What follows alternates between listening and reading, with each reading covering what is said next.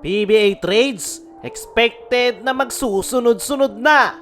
Calvin Abueva may babala sa mga PBA teams next conference. Kahapon nga mga chong ay pumutok ang balitang pagkakakuha ng Converge Fiverrxers kay Calvin Abueva via trade. Ang mga pinakawalan nga lang ng Converge ay sila Ray Suerte, King Caralipio at Mark Omega para makuha si The Beast sa Titan Ultra. Aprobado na nga yung trade na yan.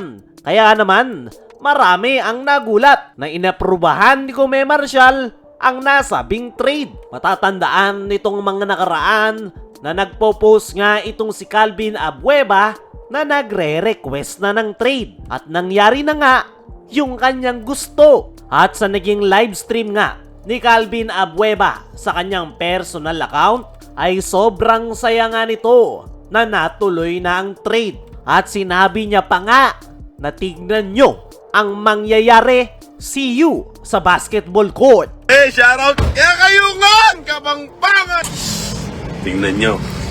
Tingnan nyo ang mangyayari. Ayon nga dyan mga chong, ay mukhang gustong gusto talaga ni Calvin Abueva na napunta siya sa Converge Fiverxers dahil mas magagawa niya nga dyan yung kanyang mga gustong gawin. Parang nagbalik na nga rin si Calvin Abueva sa Alaska Aces dahil dating prangkisa ng Alaska yung hawak ngayon ng Converge. Kaya naman, napasabi na lang si Calvin Abueva na abangan nyo ang mangyayari. Para sa akin mga chong, ay mukhang makikita nating muli yung dating The Beast Calvin Abueva na malakas mang asar dahil wala na nga siyang restrictions ngayon sa Converge Fiverxers. Para sa akin mga chong, panalong panalo ang Converge Fiverxers sa kanilang pagkakakuha kay Calvin Abueva dahil puro bench players nga lang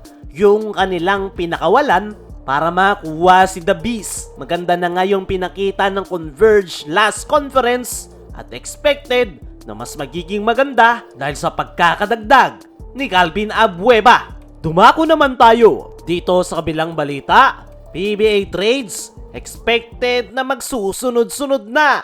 Tapos na nga ang All-Filipino Conference matapos makuha ng San Miguel Beermen ang kampyonato. At kahapon nga lang ay nagsimula ng mag-trades ang mga kupunan. Una nang gumalaw ay ang Converge at Titan Ultra kung saan nakuha ng Converge si The Beast Calvin Abueva. At yung trade nga na yan mga chong, ang go signal na nagsimula na ang PBA trade season. Ayon nga kay Snow Badwa ay maraming araw possible trades na mangyayari. At agree nga ako dyan mga chong dahil magkakaroon nga ng adjustment yung mga kupunan base sa kanilang performance nitong All-Filipino Conference at meron din silang adjustment na gagawin dahil mga naglalakihang imports ang paparating this Commissioner's Cup. Kaya naman, naniniwala ako mga chong na yung trade ni Calvin Abueva ay tip of the iceberg pa lang. Asahan nyo na sunod-sunod nang lalabas yung mga trade ng mga kupunan dahil ngayon pa nga lang may mga kupunan na